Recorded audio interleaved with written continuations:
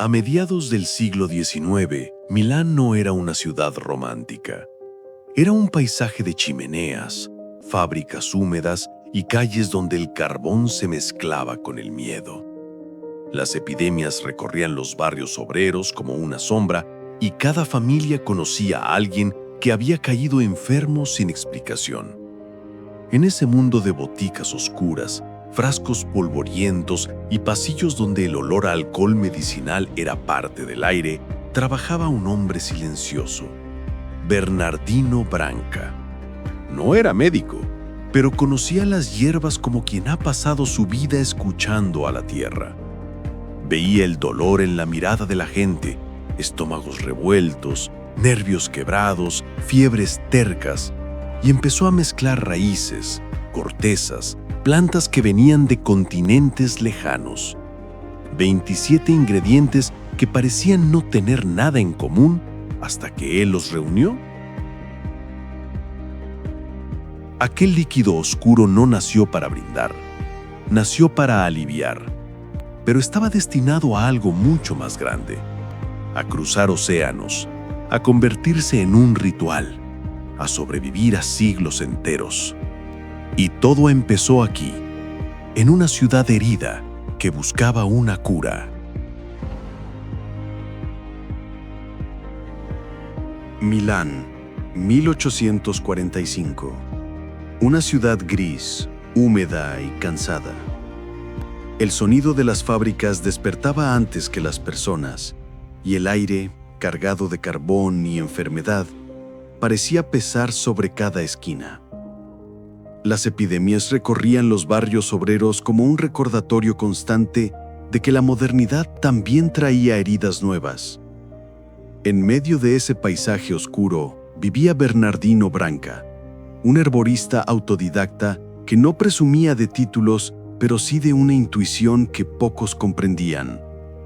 Su botica era pequeña, casi escondida, con estantes de madera cargados de frascos, etiquetas escritas a mano y un olor persistente a alcohol medicinal. La gente llegaba a él cuando ya lo había intentado todo: dolores de estómago, nervios alterados, fiebres que no cedían. Problemas tan comunes como invisibles para una ciudad que crecía demasiado rápido. Bernardino observaba más que hablaba. Veía la desesperación en los rostros y entendía que los remedios conocidos no estaban funcionando. Así que hizo lo que hacen los artesanos verdaderos: experimentó. Empezó a mezclar ingredientes que llegaban desde mercados lejanos: cortezas con olor a tierra mojada, raíces oscuras traídas por comerciantes que cruzaban continentes, hierbas que viajaron desde Asia, África y los Alpes, hasta que un día la mezcla encajó. 27 ingredientes distintos, compartiendo un mismo corazón amargo. Branca no la presentó como un licor, la guardó en barricas de roble, como si supiera que el tiempo también podía sanar. Allí, el líquido se estabilizó, se volvió más profundo, más completo. Los primeros en probarlo no buscaban celebrar, buscaban alivio, y lo encontraron. El estómago se calmaba, la fiebre cedía, el cuerpo parecía recuperar algo de su equilibrio perdido. En poco tiempo la mezcla de Branca comenzó a circular por Milán como un secreto útil, susurrado entre vecinos, transmitido entre trabajadores, resguardado como un pequeño milagro de la época. Bernardino nunca imaginó que aquel remedio modesto estaba a punto de convertirse en un viaje, en un ritual, en una identidad. Pero así empiezan las historias que nadie planea: pequeñas, necesarias y destinadas a crecer. A comienzos del siglo XX, Italia vivía un momento duro. La pobreza empujaba a miles de familias a abandonar su tierra con la esperanza de encontrar trabajo al otro lado del océano. Los puertos se llenaban de maletas pequeñas, miradas tensas y despedidas que muchas veces eran para siempre. En esos barcos que salían desde Génova y Nápoles, no solo viajaban personas, viajaban tradiciones, viajaban recuerdos y viajaban también las pequeñas cosas que daban identidad. Entre ellas, aquel amargo oscuro que en Milán había empezado como un remedio. Fernet Branca llegó a Argentina en 1907, justo cuando la migración italiana se convertía en parte viva del país. Los mismos barcos que llevaban a familias enteras hacia un futuro incierto traían barriles de madera marcados con el símbolo del águila.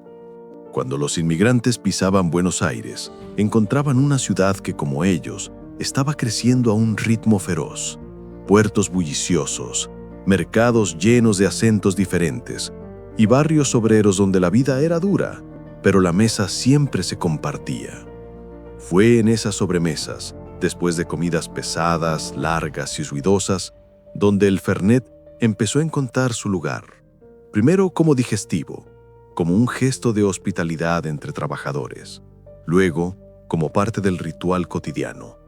En las casas del conurbano, en las fondas de barrio, en los almuerzos familiares, el amargo italiano se convirtió en un símbolo silencioso de pertenencia.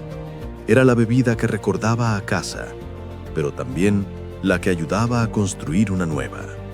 Con el tiempo, surgió una mezcla inesperada, Fernet con cola. No nació como moda, nació como una solución práctica, un intento de suavizar un sabor fuerte para compartirlo con más gente. Pero lo que empezó como improvisación terminó convirtiéndose en una identidad propia, un gesto cultural que solo podía haber nacido allí.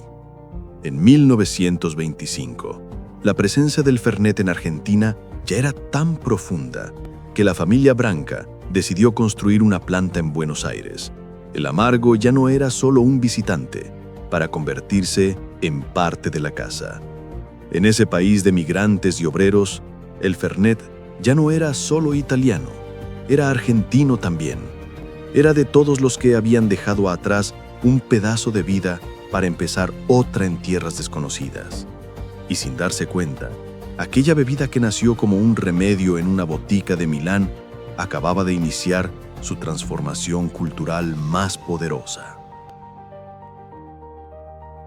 Mientras Fernet Branca se consolidaba en Argentina, en Estados Unidos comenzaba una de las etapas más tensas de su historia: la prohibición. En 1920, el alcohol dejó de ser legal y las ciudades se dividieron entre la obediencia pública y la clandestinidad nocturna. Barrios enteros se llenaron de bares ocultos, puertas disfrazadas, señales secretas y botellas que viajaban de mano en mano, como si fuesen objetos prohibidos de un ritual antiguo. Pero el Fernet tenía una ventaja que casi nadie más tenía: su origen medicinal. Mientras el whisky, la cerveza y el gin desaparecían de los estantes, Fernet Branca logró sobrevivir gracias a un pequeño detalle legal. Se vendía como digestivo, como tónico, como remedio para calmar dolores de estómago y los nervios. En un país donde un sorbo de alcohol podía llevarte a la cárcel, Fernet se filtró entre farmacias, consultorios médicos y mostradores donde el olor a botica disimulaba la presencia del amargo italiano. Durante años, fue un secreto a medio camino entre lo permitido y lo prohibido. Una frontera borrosa que le permitió mantenerse vivo en un mercado donde casi todos habían sido expulsados. Cuando la prohibición terminó, Estados Unidos estaba ávido de nuevas bebidas, nuevos rituales y nuevas sensaciones. Y poco a poco, el amargo oscuro encontró su hogar en lugares inesperados. Fue San Francisco quien lo adoptó primero. Una ciudad marcada por la cultura nocturna, los puertos, el viento frío y las barras de madera donde marineros, artistas y soñadores compartían historias que no cabían en los periódicos. Allí, entre bartenders que valoraban los sabores intensos, el Fernet se convirtió en un símbolo secreto, una contraseña, un reconocimiento entre profesionales, un gesto que decía más que 1000 palabras. nació así The Bartender's Handshake. Un ritual simple. Si un bartender confía en ti, te invita a un shot de Fernet. Si tú lo aceptas sin dudar, la conversación cambia de nivel. No era un trago para todo el mundo. Nunca lo fue. Pero para quienes entendían su carácter amargo, representaba honestidad, tradición y una especie de código no escrito que unía a gente que nunca se había visto. Mientras la mayoría de licores buscaban gustar a todos, Fernet Branca siguió siendo fiel a sí mismo. Cuando la fiebre de la prohibición quedó atrás y las ciudades del mundo empezaban a recuperar su ritmo, Fernet Branca ya no era solo un remedio, ni un símbolo migrante, ni un ritual clandestino entre bartenders. Era algo más profundo, una identidad líquida, porque lo que define al Fernet no es su receta secreta, ni su color oscuro, ni siquiera su fama de amargo implacable. Lo que lo define es su carácter, una mezcla que nunca buscó complacer, que nunca suavizó su personalidad para volverse popular y que jamás tuvo miedo de ser distinta. En un mundo donde todo parecía volverse más dulce, más fácil, más parecido, el Fernet siguió siendo Fernet, directo, honesto, rebelde en su propia quietud. Ese carácter se convirtió en parte de su encanto.